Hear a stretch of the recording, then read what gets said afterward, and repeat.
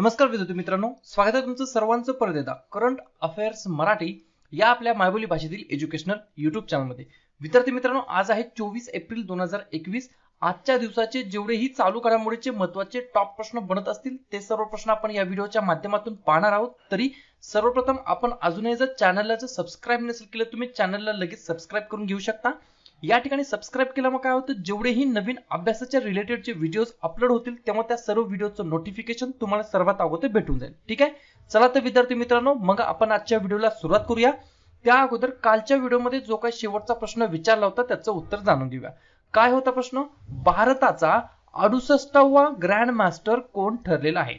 तर बऱ्याच विद्यार्थी मित्रांनी अगदी योग्य उत्तर टाइप करून सांगितलं, सर्वांचं अभिनंदन। पर्याय क्रमांक बी या प्रश्नाचं योग्य उत्तर असणार आहे। तर विद्यार्थी मित्रांनो, अर्जुन कल्याण हे जे काही प्लेयर आहेत, हे जे काही खेळाडू आहेत, ते भारताचे 68व्या क्रमांकाचे ग्रँड मास्टर म्हणून त्यांचं सिलेक्शन झालेलं आहे। या ठिकाणी तुम्हाला आता दोन गोष्टी लक्षात ठेवायच्या आहेत। या वर्षीचा 2021 चा कितवा ग्रँड मास्टर होता? 68वा। मग कदाचित तुम्हाला प्रश्न असा पण विचारला जाऊ शकेल की 67वा ग्रँड मास्टर कोण होता? म्हणजे 2020 चा ते होते लिओन मेंडोंका।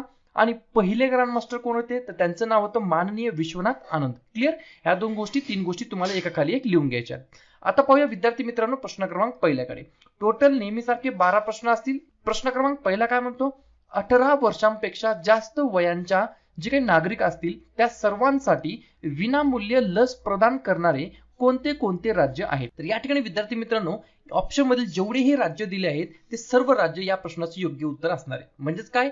उत्तर प्रदेश, मध्य प्रदेश, आसाम, छत्तीसगड आणि सोबत सोबत केरळ, अशा प्रकारचे हे जे काही 5 राज्य आहेत त्यांनी सर्वात अगोदर डिक्लेअर केलेलं आहे काय, की त्या राज्यातील जेवढेही 18 वर्षापेक्षा जास्ती वयाचे असतील नागरिक त्या सर्वांसाठी त्या राज्यामध्ये विनामूल्य लसीकरण होणार आहे। क्लिअर? तर अशा प्रकारचे 5 राज्य आहेत सर्वात अगोदर डिक्लेअर करणारे। कोणकोणते? उत्तर प्रदेश, मध्य प्रदेश, आसाम, छत्तीसगड आणि केरळ। अशा प्रकारे पाहूया पुढचा प्रश्न। प्रश्न क्रमांक दुसरा, कोणत्या संस्थेने SpO2 सैनिकांसाठी पूरक ऑक्सिजन वितरण प्रणाली विकसित केली आहे, जी अत्यंत उंच भागावरती सेवा देणाऱ्या सैनिकांसाठी आणि त्या उंच भागामध्ये राहणाऱ्या कोविड-19 रुग्णांसाठी असेल? काय? ही ऑक्सिजन वितरण प्रणाली। तर अशा प्रकारची जी काही ऑक्सिजन वितरण प्रणाली आहे ती कोणत्या संस्थेने विकसित केली आहे? इस्रो, नासा, HCL की DRDO? तर या ठिकाणी विद्यार्थी मित्रांनो 2 नंबरच्या प्रश्नाचं योग्य उत्तर आहे पर्याय क्रमांक डी, DRDO। तर विद्यार्थी मित्रांनो, आपली जी काही संस्था आहे भारताची DRDO, या संस्थेने या उंच भागामध्ये राहणाऱ्या किंवा उंच भागामध्ये सेवा देणाऱ्या आपल्या भारतीय सैनिकांसाठी आणि त्या भागामध्ये जे काही कोविड-19 रुग्ण आता सापडले आहेत त्यांच्यासाठी ऑक्सिजन वितरण प्रणाली विकसित केली आहे DRDO संस्थेने। तर लगेच मग आपण जाता जाता DRDO काय आहे त्याच्याबद्दल थोडीशी माहिती जाणून घेऊया। पहिली गोष्ट, DRDO चा फुल फॉर्म बऱ्याच वेळेला बऱ्याच प्रकारच्या एक्झाम मध्ये विचारलेला आहे। DRDO चा फुल फॉर्म काय? Defence research and development organisation. मराठीमध्ये काय म्हणता येईल?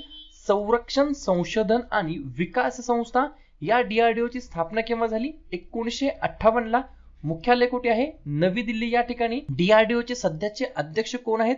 G सतीश रेड्डी। आणि विद्यार्थी मित्रांनो, हे जे काय DRDO संस्था आहे याला रिस्पॉन्सिबल मिनिस्ट्री म्हणजे जबाबदार मंत्रालय कोणतं असतं? संरक्षण मंत्रालय हे DRDO संस्थेला जबाबदार असतं। आणि सध्याचे संरक्षण मंत्री कोण आहेत? माननीय राजनाथ सिंह। पुढचा प्रश्न पाहूया। प्रश्न क्रमांक तिसरा, इम्पॉर्टंट प्रश्न आहे, 2 स्टार मार्क करून ठेवा, 100% प्रश्न विचारला जाणार।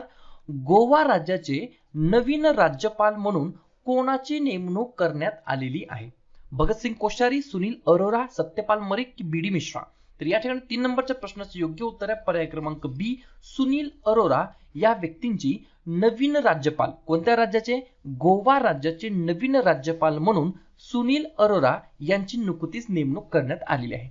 आता या ठिकाणी विद्यार्थी मित्रांनो, ऑप्शन नंबर A, C आणि D यामध्ये वेगवेगळ्या 3 राज्यपालांची नावे देण्यात आली आहे। ते राज्यपाल कोणकोणत्या राज्याचे आहेत त्याच्याबद्दल आपण थोडीशी माहिती जाणून घेऊया। ऑप्शन नंबर A मध्ये नाव आहे भगतसिंग कोश्यारी, ते आहेत आपल्या महाराष्ट्र राज्याचे राज्यपाल। ऑप्शन नंबर C मध्ये आहेत सत्यपाल मलिक, ते आहेत मेघालय राज्याचे राज्यपाल। आणि ऑप्शन नंबर D मध्ये आहेत BD मिश्रा, ते आहेत अरुणाचल प्रदेश राज्याचे राज्यपाल। क्लिअर? तुम्हाला लक्षात आलं? या ठिकाणी 4 राज्याचे राज्यपाल आहेत। गोव्याचे आहेत सुनील अरोरा, महाराष्ट्राचे आहेत भगतसिंग कोश्यारी, मेघालयचे आहेत सत्यपाल मलिक आणि अरुणाचल प्रदेशचे आहेत BD मिश्रा।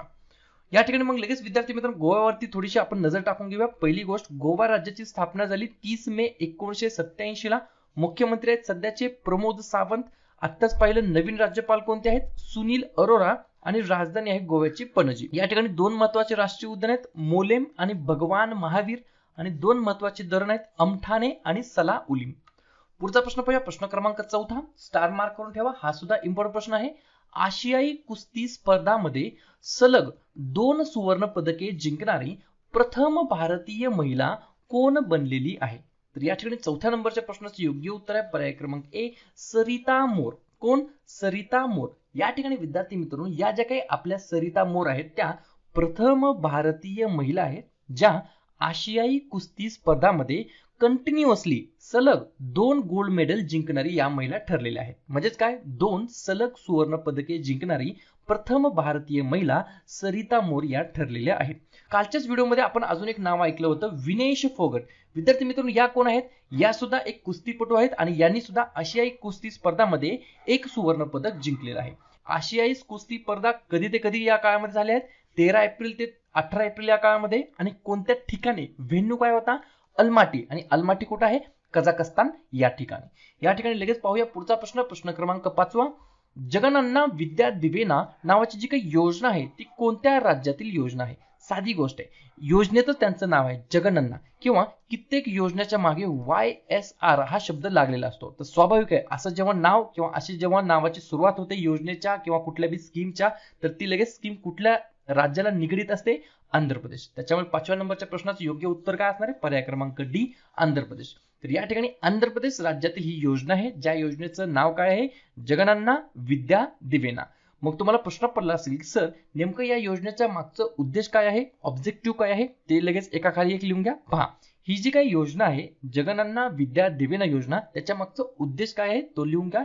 जे विद्यार्थी उच्च शिक्षण घेऊ इच्छितात परंतु त्यांच्या कुटुंबाच्या आर्थिक बोजामुळे ते त्या उच्च शिक्षणाची फी भरण्यास असमर्थ आहेत, अशा सर्व विद्यार्थ्यांना आर्थिक निधी प्रदान केला जाईल. कोणत्या योजनेच्या अंतर्गत? जगनन्ना विद्या दिवेना योजनेच्या अंतर्गत. आणि अशा प्रकारची जी काही ही योजना आहे ती कोणत्या राज्याला बिलॉंग करते? आंध्र प्रदेश. तर लगेच आंध्र प्रदेश बद्दल आपण थोडीशी माहिती जाणून घेऊया. पहिली गोष्ट, आंध्र प्रदेश या राज्याची स्थापना झाली 1 नोव्हेंबर 1956 ला. मुख्यमंत्री आहेत सध्याचे YS जगनमोहन रेड्डी. राज्यपाल आहेत विश्वभूषण हरिश्चंदन. आणि एकमेव आंध्र प्रदेश हे असं राज्य आहे ज्या राज्याला 3 राजधानी आहेत. किती? 3 राजधान्या. कोणकोणत्या? विशाखापट्टणम, अमरावती आणि कुर्नूल. या ठिकाणी 3 महत्वाचे राष्ट्रीय उद्यान आहेत, बऱ्याच वेळेला परीक्षेला विचारलेले आहेत, व्यंकटेश्वरा, पापीकोंडा आणि राजीव गांधी. आणि 3 महत्वाचे धरण आहेत, कोणकोणते? सोमशिला, श्रीशैल्यम, नागार्जुना सागर. बऱ्याच वेळेला मी तुम्हाला सांगतो, आंध्र प्रदेश म्हटलं की दरवेळेस एक पॉईंट लक्षात ठेवायचा, काय की या ठिकाणी सतीश धवन स्पेस सेंटर आहे. बऱ्याच वेळेला प्रश्न विचारतात की सतीश धवन स्पेस सेंटर कुठे आहे? तर ते आहे विद्यार्थी मित्रांनो आंध्र प्रदेश राज्यामध्ये. आणि आंध्र प्रदेश राज्यामध्ये पर्टिक्युलरली कोणत्या ठिकाणी आहे असं जर विचारलं तर श्रीहरिकोटा अशा ठिकाणी सतीश धवन स्पेस सेंटर स्थापित आहे. पुढचा प्रश्न पाहूया, प्रश्न क्रमांक 6. असा कोणता देश आहे किंवा सार्वजनिक ठिकाणी मुखवटा, मुखवटा म्हणजे काय? मास्क. सार्वजनिक ठिकाणी मास्क घालणे अनिवार्य नाही, म्हणजेच काय? बंधनकारक नाही, असा निर्णय खालीलपैकी कोणत्या देशाने प्रथमच घेतलेला आहे? म्हणजे सिंपल भाषेत सांगू, असा कोणता देश आहे त्या देशाने असं सांगितलं आहे की पब्लिकली म्हणजे सार्वजनिक ठिकाणी आता तुम्ही मास्क घालणं हे बंधनकारक नसणार आहे. बरोबर? तर अशा प्रकारचा जो काही देश आहे त्या देशाचं नाव आहे पर्याय क्रमांक सी, इस्रायल. तर या ठिकाणी विद्यार्थी मित्रांनो इस्रायलने काय सांगितलेलं आहे? Wearing mask is not mandatory in public places. Simple भाषेत सांगू, जे काही मास्क आपण घालतो ते पब्लिक ठिकाणी घालण्याची काही गरज नाही असं सांगितलेलं आहे, किंवा बंधनकारक नाही असं सांगितलं आहे इस्रायल या देशाने. क्लिअर? आणि हा जगातील आता पहिला देश ठरलेला आहे ज्यांनी हे निर्णय घेतलेला आहे. तर लगेच इस्रायल बद्दल आपण थोडक्यात माहिती जाणून घेऊया. हा झाला इस्रायल या देशाचा झेंडा. या ठिकाणी इस्रायलचे पंतप्रधान आहेत बेंजामिन नेतान्याहू. राजधानी आहे इस्रायलची जेरुसलेम. आणि चलन आहे इस्रायली शेकेल. पाहूया पुढचा प्रश्न, प्रश्न क्रमांक 7. कोणत्या बँकेने स्विच ऑन फाउंडेशन सोबत सौर पंप वित्त पुरवठा करण्यासाठी सामंजस्य करार केलेला आहे? 7व्या नंबरच्या प्रश्नाचं योग्य उत्तर आहे पर्याय क्रमांक बी, PNB बँक. म्हणजेच काय? पंजाब नॅशनल बँक या बँकेने स्विच ऑन फाउंडेशन सोबत करार केलेला आहे. कशासाठी? सौर पंप वित्त पुरवठा करण्यासाठी. या ठिकाणी विद्यार्थी मित्रांनो ही जी काही कंपनी आहे किंवा हे जे काही फाउंडेशन आहे स्विचान फाउंडेशन ही जी काही आहे ती काय आहे पश्चिम बंगालमधील बेस्ड किंवा आधारित ना नफा संस्था आहे. नो प्रॉफिट करारावरती ही काम करणारी संस्था आहे, फाउंडेशन आहे, ज्याच्या अंतर्गत सौर सुविधा अल्प व सीमांतिक शेतकऱ्यांना पंप वित्त पुरवठा होणार आहे या सामंजस्य कराराच्या अंतर्गत. तर अशा प्रकारचा जो काही करार आहे तो पीएनबी बँकेने केला आहे. तर लगेच पीएनबी बँकेबद्दल थोडीशी माहिती जाणून घेऊया. पीएनबी बँकेचा फुल फॉर्म काय? Punjab national bank. मुख्य कार्यकारी अधिकारी म्हणजे सीईओ कोण आहेत? एस मल्लिकार्जुन राव. संस्थापक कोण होते? लाला लाजपत राय आणि दयाल सिंह मजीठिया. स्थापना केव्हा झाली बँकेची? 19 मे 1894 ला. आणि मुख्यालय कुठे आहे पीएनबी बँकेचं? नवी दिल्ली या ठिकाणी. अशा प्रकारे पुढचा प्रश्न पाहूया. प्रश्न क्रमांक 8. World book and copyright day कोणत्या दिवशी साजरा केला जातो? तर या ठिकाणी 8व्या नंबरच्या प्रश्नाचं योग्य उत्तर आहे पर्याय क्रमांक ए 23 एप्रिलला. विद्यार्थी मित्रांनो दरवर्षी कधी 23 एप्रिलला दरवर्षी world book and copyright day म्हणून आपण सेलिब्रेट करतो. आता या ठिकाणी विद्यार्थी मित्रांनो लगेच ऑप्शन नंबर बी सी आणि डी मध्ये वेगवेगळे दिवस दिले आहेत किंवा दिनांक दिले आहेत. त्या ठिकाणी कोणकोणते दिवस आपण साजरा करतो त्याच्यावरती एकदा नजर टाकूया. ऑप्शन नंबर बी मध्ये आहे 7 एप्रिल. तर 7 एप्रिलला आपण जागतिक आरोग्य दिवस म्हणून साजरा करतो. ऑप्शन नंबर सी मध्ये आहे 22 एप्रिल. 22 एप्रिलला आपण जागतिक पृथ्वी दिवस म्हणून आपण साजरा करतो. आणि ऑप्शन नंबर डी मध्ये लिहिलं आहे 25 एप्रिल. तर 25 एप्रिलला आपण जागतिक मलेरिया दिवस म्हणून आपण साजरा करत असतो. अशा प्रकारे पुढचा प्रश्न पाहूया. प्रश्न क्रमांक 9. मंगळावरती उड्डाण घेतलेल्या नासाच्या हेलिकॉप्टरचे नाव काय आहे? तर या ठिकाणी 9व्या प्रश्नाचं योग्य उत्तर आहे पर्याय क्रमांक डी इंजिन्युइटी. काय? इंजिन्युइटी असं या नासाच्या हेलिकॉप्टरचं नाव आहे. या ठिकाणी एक्स्ट्रा पॉइंट लिहून घ्यायचा असेल तर लिहून घ्या. हेलिकॉप्टरने कोणत्या? या इंजिन्युइटी हेलिकॉप्टरने दुसऱ्या ग्रहावरती प्रथम चालित नियंत्रण उड्डाण केलेले आहे. आणि हे जे काही हेलिकॉप्टर आहे ते कोणाचं आहे? नासाचं आहे. आणि कुठे उड्डाण घेतलं आहे? मंगळावरती उड्डाण घेतलेलं आहे. तर लगेच आपण नासा या संस्थेबद्दल थोडीशी माहिती जाणून घेऊया. बऱ्याच वेळेला आपण ऐकतो की नासा, इस्रो, डीआरडीओ या संस्थेबद्दल, त्यापैकी ही एक संस्था आहे नासा. तर नासाचा फुल फॉर्म काय? National aeronautics and space administration. ठीक आहे. या ठिकाणी नासाची स्थापना केव्हा झाली? 1 ऑक्टोबर 1958 ला. या ठिकाणी नासाचे संस्थापक कोण होते? ड्वाइट डी आइन्सहॉवर. आणि कार्यवाहक प्रशासक कोण आहेत सध्याचे? स्टीव्ह जे. आणि मुख्यालय कुठे आहे? वॉशिंग्टन डीसी म्हणजेच युनायटेड स्टेट्स ऑफ अमेरिका या देशामध्ये. पाहूया पुढचा प्रश्न. प्रश्न क्रमांक 10. कोणत्या भारतीय राज्याने YSR विनामूल्य व्याज कर्ज योजना जी की शेतकऱ्यांसाठी आहे ती सुरू करण्यात आलेली आहे? कोणती? YSR विनामूल्य व्याज कर्ज योजना. म्हणजे जे काही शेतकऱ्यांना आता कर्ज भेटणार आहे ते विनामूल्य व्याज असणार आहे. तर अशा प्रकारची जी काही योजना आहे ती या ठिकाणी विद्यार्थी मित्रांनो ऑप्शन देण्यात आला आहे. त्याच्यामुळे या ठिकाणी आपण पर्याय क्रमांक सी आंध्र प्रदेश असं टाईप करून घेऊया. तर आंध्र प्रदेश या राज्याने अशा प्रकारची योजना सुरू केली आहे. कोणती? YSR विनामूल्य व्याज कर्ज योजना. या ठिकाणी ही जी काही योजना असणार आहे ती विद्यार्थी मित्रांनो कोणासाठी असणार आहे? आंध्र प्रदेश मधील फार्मर्स साठी असणार आहे. आणि ही जी काही योजना असणार आहे त्याच्या अंतर्गत आंध्र प्रदेश राज्यातील शेतकऱ्यांना बिनाव्याजी म्हणजेच काय विनामूल्य व्याज कर्ज भेटणार आहे. कोणत्या राज्यातील? आंध्र प्रदेश. त्याच्यामुळे या प्रश्नाचं योग्य उत्तर काय? आंध्र प्रदेश. मी मगाशी सांगितलं होतं कोणत्याही स्कीमच्या किंवा कोणत्याही योजनेच्या अगोदर जर YSR किंवा जगनन्ना हा जो शब्द येत असेल तर ते सरळ सरळ कुठल्या राज्याच्या निगडीत असेल? आंध्र प्रदेश. पुढचा प्रश्न पाहूया. प्रश्न क्रमांक 11. मुरली एम नटराजन यांना कोणत्या बँकेचे मुख्य कार्यकारी अधिकारी आणि व्यवस्थापकीय संचालक म्हणून नियुक्त केलं गेलं आहे? तर 11व्या नंबरच्या प्रश्नाचं योग्य उत्तर आहे पर्याय क्रमांक बी डीसीबी बँक. मला कोणी लगेच कमेंट करून सांगेल का ही जी काय डीसीबी बँक आहे तर या डीसीबी या शब्दाचा फुल फॉर्म काय आहे? बऱ्याच वेळेला तुम्हाला याच्यावरती मी रिव्हिजन घेतलं आहे. जर कोणाला माहिती असेल तर अवश्य लगेच तुम्ही कमेंट करून सांगू शकता डीसीबी बँकेचं फुल फॉर्म.